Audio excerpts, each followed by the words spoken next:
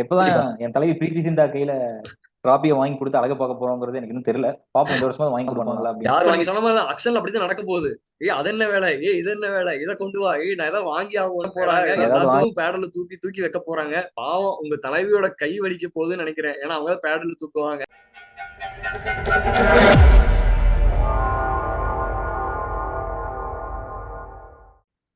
Hi மக்களே, welcome to cricket free. November 24, 25 வந்து mega actions நடக்க போகுதுங்க. ஸோ ஆல்ரெடி அவங்க டீம் எல்லாம் ஒரு டீமும் அவங்களோட ரிட்டன்ஷன்ஸ் எல்லாம் அனௌன்ஸ் பண்ணியிருந்தாங்க. ஒரு டீம் வந்து ஜெயிக்கிறதுக்கு 50% ஆஃப் தி வின்னிங் ஃபார்முலா வந்து அக்ஷன்ஸ்னே சொல்லலாம். அங்க டீம் எப்படி பில்ட் பண்றாங்களோ அதை பொறுத்து தான் அவங்களோட டீம் காம்பினேஷன் வச்சு டீம் ஜெயிக்க முடியும். ஸோ அதை பத்தி டிஸ்கஸ் பண்றதுக்கு சதீஷை வெல்கம் பண்ணிக்கலாம். ஹாய் சதீஷ்.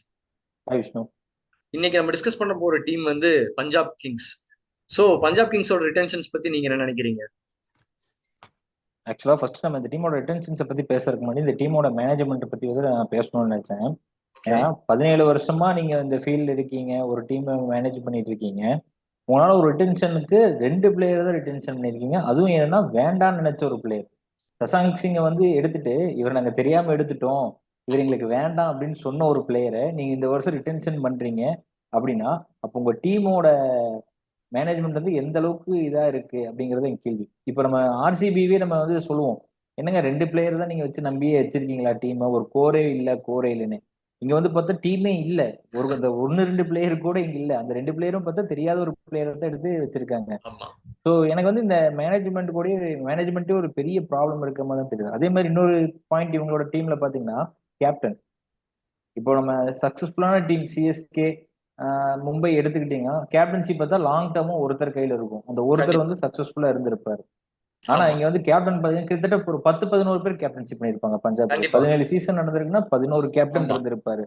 ஆமா, 2 வருஷத்துக்கு யுவராஜ் சிங்ல மேல ஒரு இருந்து கேப்டனை ஆரம்பிச்சு வச்சுக்க. எல்லாருமே பண்ணிட்டாங்க. வரவங்க போறவங்க எல்லாம் டீம்ல இருந்து எல்லாருமே, முரளி விஜய்ல இருந்து எல்லாருமே பண்ணிட்டாங்க மேக்சிமம். ஓகே. சிக்கர் தவான் முதற்கொண்டு பண்ணிட்டாங்க.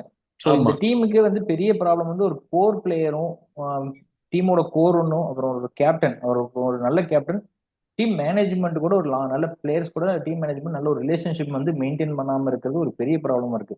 ரிட்டன்ஷன்ஷிப் போறக்கு முன்னாடி ஃபர்ஸ்ட் இதெல்லாம் இவங்க சரி பண்ணிட்டு போய் டீம் எடுத்தாங்கன்னா நல்லா இருக்கும்னு நினைக்கிறேன். எப்பதான் கண்டிப்பா. என் தலைவி பிரீத்தி சிந்தா கையில டிராபியை வாங்கி கொடுத்து அழக பார்க்க போறோங்கிறது எனக்கு இன்னும் தெரியல. பாப்போம் இந்த வருஷமா வாங்கி கொடுப்பாங்களா அப்படின்னு. யார் வாங்கி தர போறாங்களோ என்னமோ இல்லையோ, கடைசியில இப்ப கோச் மாத்தி இருக்காங்க. ரிக்கி பாண்டிங் வந்திருக்காரு. சோ மேபி ரிக்கி பாண்டிங் தான் வந்து உங்க தலைவியோட கையில வந்து கப்ப வாங்கி கொடுப்பாருன்னு நான் நினைக்கிறேன். சரி, பார்க்கலாம். இப்போதைக்கு பாத்தீங்கன்னா ரிட்டன்ஷன்ஸ் வந்து பிரப்சிமரன் சிங்கும் சசாந்த் சிங்கும் ரிட்டைன் பண்ணியிருக்காங்க. சோ நீங்க அந்த ரிட்டன்ஷன்ஸ் பத்தி என்ன நினைக்கிறீங்க? அந்த ரிட்டென்ஷன்ஸை பத்தி சொல்றதுக்கு எனக்கு பெருசா ஒண்ணுமே இல்லைங்க. எனக்கு வந்து நிறைய கொஸ்டின்ஸ் இருக்கு இந்த ரிட்டென்ஷன்லயே. ஹர்ஷதீப் சிங், அப்புறம் உங்களுக்கு வந்து பிரீமியமான பிளேயர் யாருமே இல்லையோ, யாரையுமே நீங்க ரிட்டர்ன் பண்ணாம இருக்கிறதுக்கு என்ன காரணம்னு எனக்கு தெரியல. இல்ல, அட்லீஸ்ட் ஒரு அது நீங்க ஹர்ஷதீப் சொன்னீங்க சிங்காவது இல்லையா? நீங்க. அப்போ அதுக்கு காரணம் வந்து நான் சொல்றேன் என்னன்னா, இப்போ ஹர்ஷ்தீப் சிங் வந்து அவங்க கண்டிப்பா ஆர்டிஎம் போடுவாங்க. மேபி எதனால அவங்க ரீடைன் பண்ணாம இருக்காங்க அப்படின்னா, ஹர்ஷ்தீப் சிங் வந்து 18 crores போவாரா அப்படிங்கிற மாதிரி அவங்க யோசிச்சிருக்கலாம். மேபி அக்ஷன்ல விட்டா கூட அவர் ஒரு 12ல இருந்து ஒரு 15 கோடி வரைக்கும் தான் போவாரு அப்படின்னு அவங்க எக்ஸ்பெக்ட் பண்ணிருக்கலாம். ஆர்டிஎம்ஏ போட்டு கண்டிப்பா 15 கோடிக்கு அவங்க எடுத்துக்கலாம் அப்படிங்கிற மாதிரி தான் அவங்க கன்சிடர் பண்ணிருப்பாங்க. ஏன்னா ஹர்ஷ்தீப் சிங் வந்து இந்தியன் 2020 டீமோட பும்ரா அதிகமானாரோ இல்லையோ, இப்போ ரீசெண்டா வந்து அவர் ரெக்கார்டவே பிரேக் பண்ணிட்டாரு. ஸோ அந்த மாதிரி ஒரு பவுலரா தான் இருக்காரு. இனிஷியல் விக்கெட்ஸ் ஆகட்டும், டெத் ஓவர்ஸ் விக்கெட் ஆகட்டும், எல்லாமே எடுக்கிறார். ஸோ அவர் வந்து கண்டிப்பா ஆர்டிஎம் போட்டு எடுத்துருவாங்க.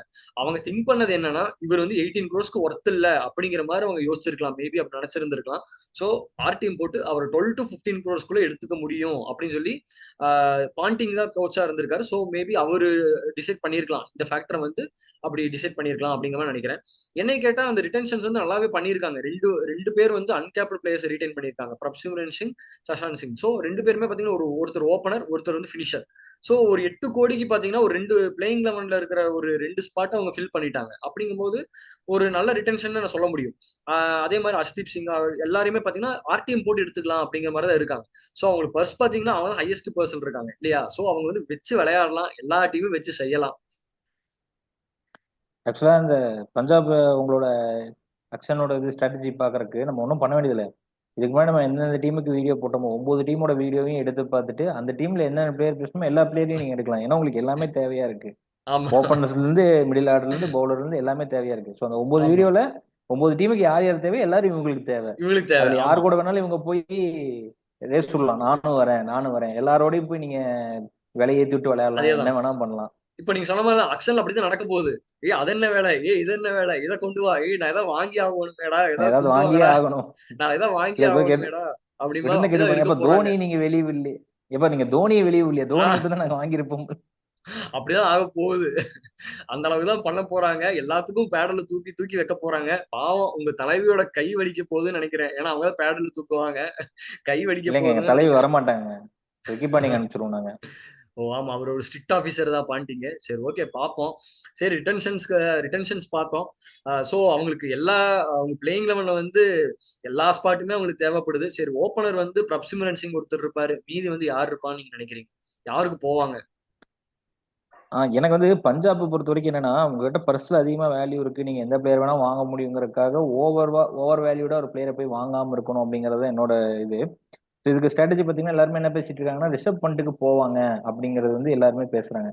ரிஷப் பண்ட்டுக்கு டெல்லி கேபிட்டல்ஸ் ஆர்டிஎம் வச்சு எடுக்கிறதுக்கு வாய்ப்பு இருக்குன்னு சொல்லிக்கிறாங்க. பட் அது எந்த அளவுக்கு இதுன்னு தெரியல. ரிஷப் பண்ட் வந்து 25 crores வரைக்கும் போவார் அப்படிங்கிற மாதிரி எல்லாம் சொல்லிட்டு இருக்காங்க. ஆனா என்ன பொறுத்த வரைக்கும் பஞ்சாப் வந்து ரிஷப் பண்ட்டுக்கு போக கூடாது. ம். நீங்க ரிஷப் பண்ட்டுக்கு போகாம ஸ்ரேயஸ் ஐயருக்கு நீங்க போகலாம். ரிஷப் பண்ட்டை விட கம்மி விலைக்கு ஸ்ரேயஸ் ஐயர் கிடைப்பார். அப்ப நீங்க வந்து ஸ்ரேயஸ் ஐயர் எடுத்துட்டீங்கன்னா, நீங்க ஒரு பிளேயருக்கே அவ்வளவு பணம் கொடுக்காம ஸ்ரேயஸ் ஐயர் ஒரு பிளேயரா எடுத்துட்டு ஸ்டார்க்கோ அந்த மாதிரி மத்த பிக் நேம்ஸ்க்கு நீங்க பவுலிங்க்கு அந்த மாதிரி போலாம் அப்படிங்கிறது. ஏன்னா நீங்க ஒரு பிளே என்னதான் நீங்க ரிஷப் பண்ட்டுக்கு 30 கோடி கொடுத்தாலும் ரிஷப் பண்ட்டே வந்து பவுலிங்கும் போட போறது இல்லை, ரிஷப் பண்ட்டே எல்லாம் பண்ண போறது இல்லை. ஸோ நீங்க அதை ஸ்ப்ளிட் பண்ணி அந்த ரெண்டு அமௌண்ட்டுக்கு அந்த ரிஷப் பண்ட் கொடுக்குற அமௌண்ட்டுக்கு ஒரு ரெண்டு நல்ல பிளேயர் எடுத்துட்டு போய்க்கலாம். ஏன்னா ம். ஸ்ரேயஸ் ஐயரும் நல்ல கேப்டன்சி மெட்டீரியல் தான். அவர் வந்து மிடில் ஆர்டர் பேட்ஸ்மேன் கூட. இப்போ நீங்க வந்து ஆமா. நான் காம்பினேஷன் பாருங்க, இப்போ ஸ்ரேயஸ் ஐயர் கூட ஜாஸ் பட்லர் நீங்க எடுக்கலாம், உங்க டீமுக்கு வந்து ஒரு ஸ்ட்ராங்கான ஓப்பனிங், ஸ்ட்ராங்கான இது கிடைக்கும் ஸ்ரேயஸ் ஐயர் கூட ஆமா. Jos Buttler. விக்கெட் இதே கீப்பர் ஃபேசர் ஹாஸ்பிட்டல் வந்து மெக்கர். விக்கெட் கீப்பிங் பண்ணிடுவாரு. இப்போ வந்து உங்களுக்கு பட்லருக்கு ஒரு பெரிய ஃபேன் ஃபாலோயிங் இருக்கு, அவர் பேட்டிங் பாக்குறதுக்குன்னே இருக்கு. உங்களுக்கு வந்து பாத்தீங்கன்னா ஒரு ஃபேன் ஃபாலோயிங், ஒரு பிளேயருக்காக ஃபேன் ஃபாலோயிங்கிறது உங்க டீமுக்கு இல்லவே இல்லை பஞ்சாப்க்கு. எனக்கு தெரிஞ்சு நீங்க பட்லர் எடுத்தா இன்னும் சூப்பரா இருக்கும் ஓப்பனிங். நீங்க கண்டிப்பா. ரிசர்வ் பண்ற ஒருத்தருக்கு போறதுக்கு பதிலாக பட்லர் ஸ்ரேயஸ் ஐயர் ரெண்டு பேருக்கு போகலாம். அந்த மாதிரி வந்து ஸ்ட்ராட்டஜிக்கலா இவங்க மூவ் பண்ணா இவங்க வந்து செமையான டீமை ஃபார்ம் பண்றதுக்கு இவங்களுக்கு வந்து நிறைய வாய்ப்பு இருக்கு. கண்டிப்பா நீங்க சொன்ன மாதிரி பாத்தீங்கன்னா பாண்டிங் வந்து அந்த மாதிரி தான் யோசிப்பாரு. சும்மா எல்லாம் போறவங்க வரவங்களா எடுக்கணும் அப்படிங்கிற மாதிரி யோசிக்க மாட்டார். பாண்டிங் வந்து நிஜமானவே ஒரு கிரிக்கெட்டிங் பிரெயின், நல்ல ஒரு கிரிக்கெட்டிங் பிரெயின். சோ நீங்க சொன்ன மாதிரி தான் அவர் பண்ணுவாருன்னு தான் நினைக்கிறேன். ஏன்னா சும்மா ஒரு ஒரு ஹைப்பான பிளேயர் எடுக்கிறத விட ஒரு ரெண்டு மீடியம் கேட்டகரியில இருக்க பிளேயர் எடுத்து நீங்க அதை வந்து ஷார்ட் அவுட் பண்ணிடலாம். சோ அந்த மாதிரி தான் போவார். ஆனா எனக்கு என்ன தோணுதுன்னா, இப்போ ரிக்கி பாண்டி வந்து டெல்லி கேபிட்டல்ஸ்ல கோச்சா இருந்தாரு, அங்கதான் பண்ட்டு இருந்தாரு. சோ மேபி அந்த ஒரு கனெக்ஷன்னால பண்ட்டுக்கு போகணும் அப்படிங்கிற மாதிரி அவர் யோசிக்கவும் வாய்ப்பு இருக்கு.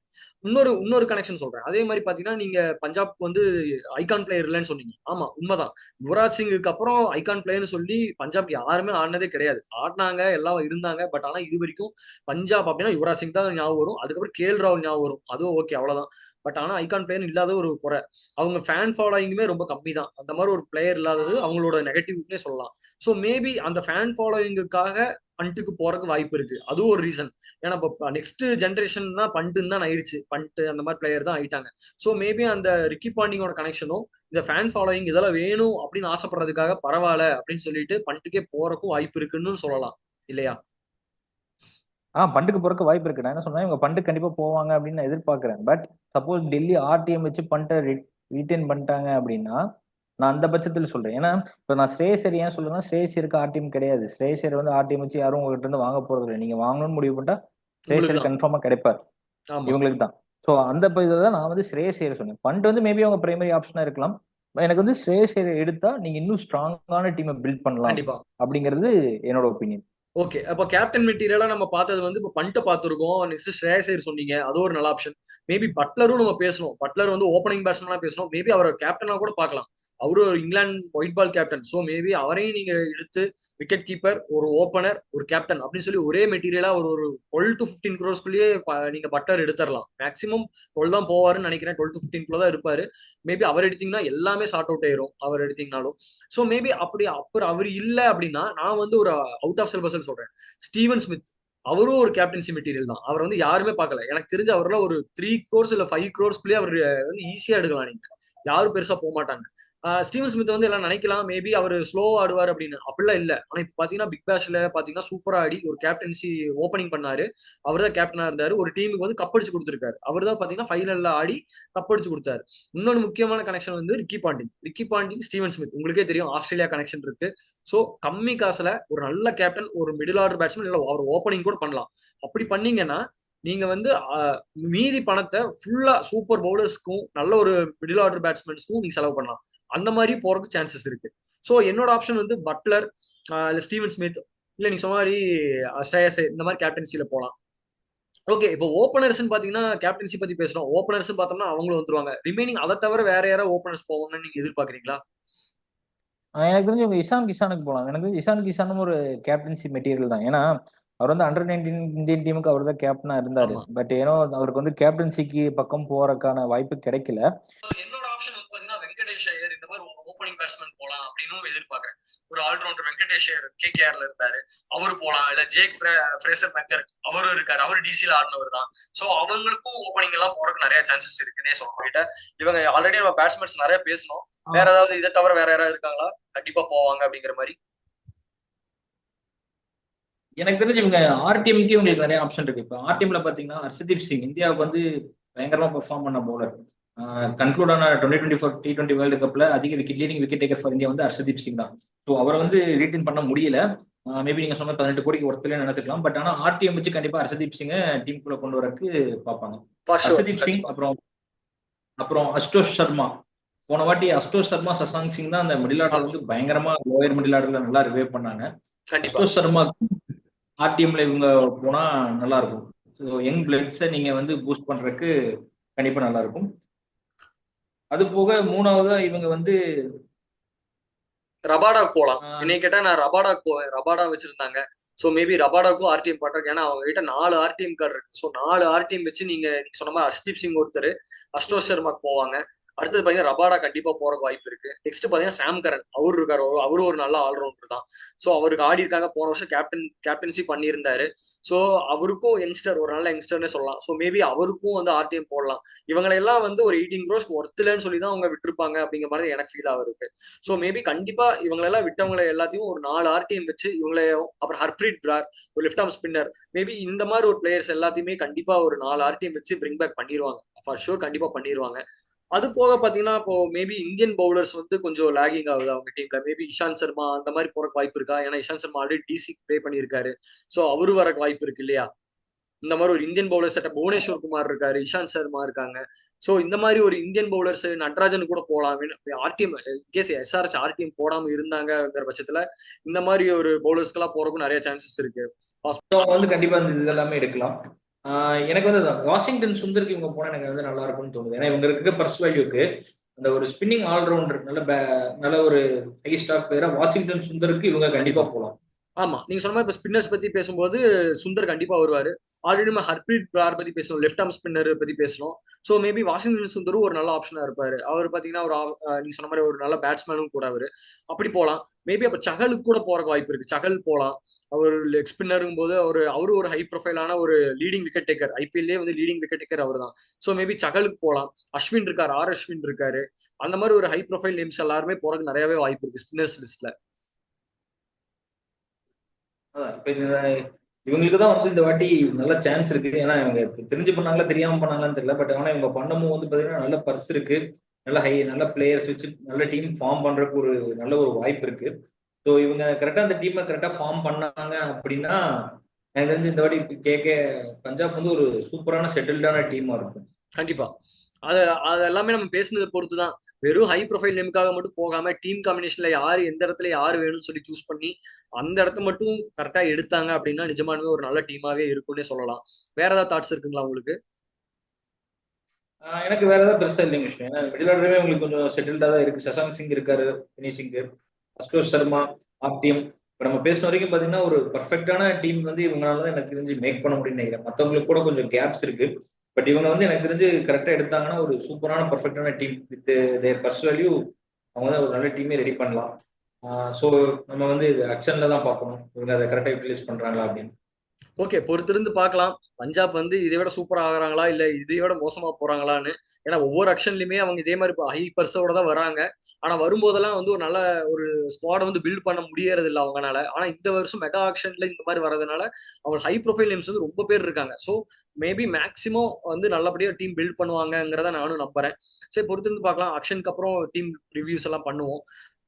இந்த வீடியோ உங்களுக்கு பிடிச்சிருந்தா லைக் பண்ணுங்க, கமெண்ட் பண்ணுங்க, சப்ஸ்கிரைப் பண்ணிக்கோங்க, ஷேர் பண்ணுங்க. Thank you. This video is sponsored by GenReviews.online.